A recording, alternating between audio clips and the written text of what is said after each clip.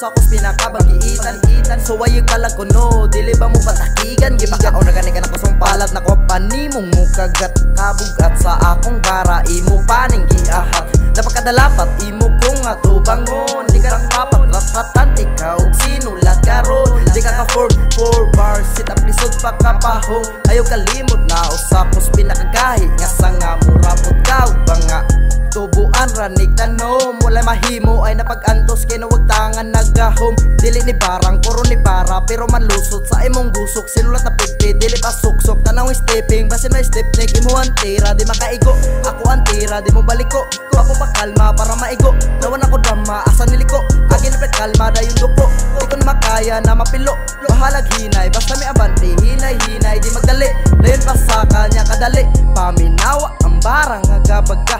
Kung ako na'y mubanat kada paminaw hilanat saka pabita dini mo atras masamad na anad nanis gubat wala ko'y laing sige ako na po'y mubirit yung dunggan kay mamilipit. Di masabit kining dilaa di maipit kawalalain mauray habit amurag rabbit kung mo abanti dili masangit tanan nyo babag dito sa langit. Grabe kahait kasi ang panit gusto ba mo og flow sampulan ta mo migo sa pungi ka ng dalunggan kay basi ka na mag-agas yung magdugo. Aya pala bigyang ngo kay dili ikaw ang naghago. Kung makita kanila ikaw ni angat ila man dayon ikasuko. Dagan siya unya tao mura rabag kabaw nagpapiling maayo kining utok bulinaw.